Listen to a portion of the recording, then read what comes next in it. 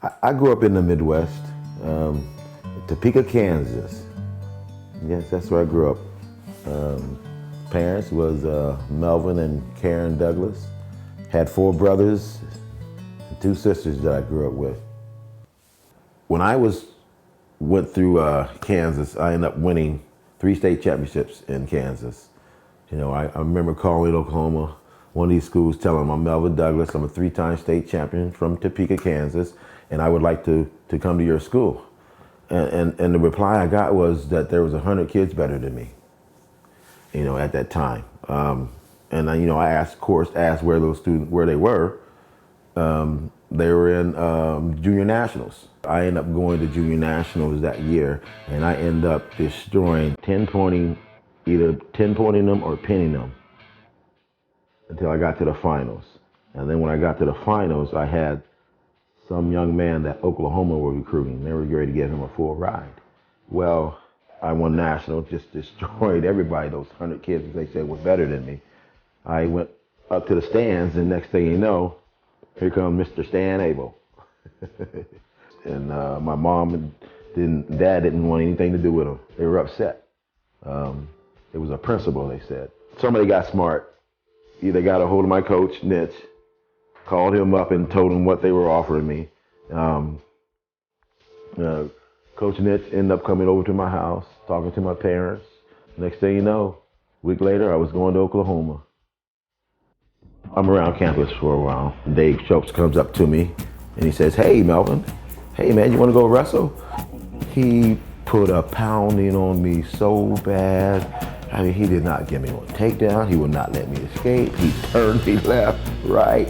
He just beat me up.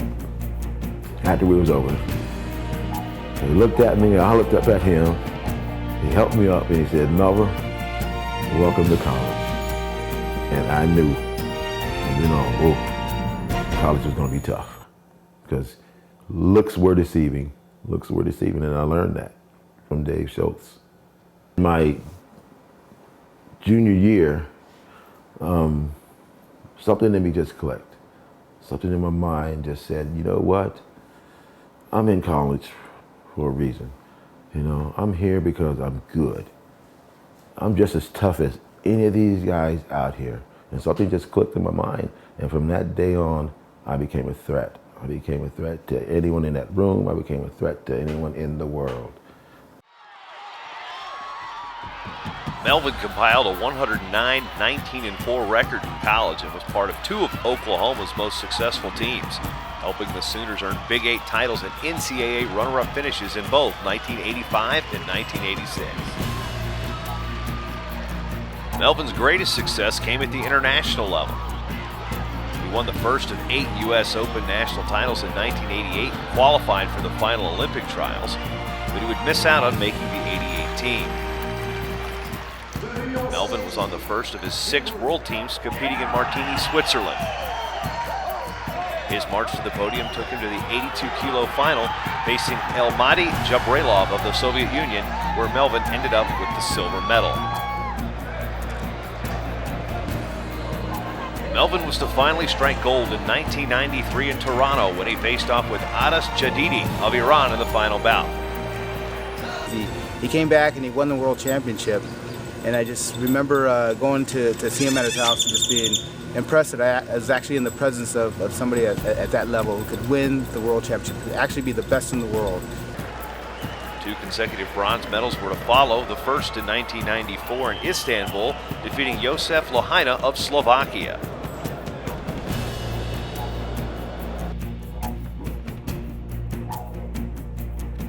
He added a second bronze in 1995 in front of a pro-U.S. crowd at the World Championships in Atlanta.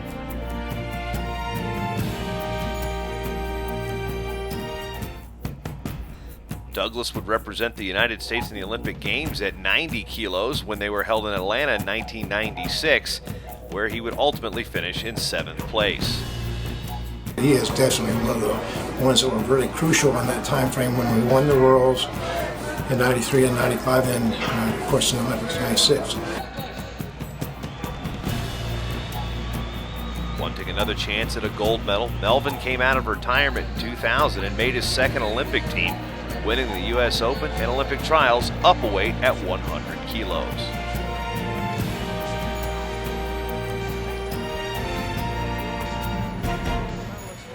Although Melvin had a really laid-back personality, on the wrestling mat he was fierce. To watch Melvin compete, he was the extreme competitor. When he wrestled, you know, he had that confidence on the wrestling mat that he knew he could win every single time. Melvin was extremely explosive. When you watched him wrestle, he would be really relaxed, and then all of a sudden, pow, he would disappear. Wrestling is a mental game. You know, it's not just physical. You know, it's not just the biggest and the strongest guy is going to win all the time. It's a game. It's a game of chess. You got to be 3 moves ahead. I've learned that, and I've carried that in life. Wrestling is 99% mental. You know, just because you got the leg doesn't mean you have the takedown. And it's the same thing in life. It's 99% mental. You got to believe in yourself, and you got to believe that you can go out there and do it. You know, and that's what wrestling does. It gives you that confidence to go out there and strive to be the best at everything that you do in life. All of us know that Melvin Douglas is a great wrestler. During the day, there wasn't anybody better. He's an artist, great father, but something a lot of people don't know, he's a great coach.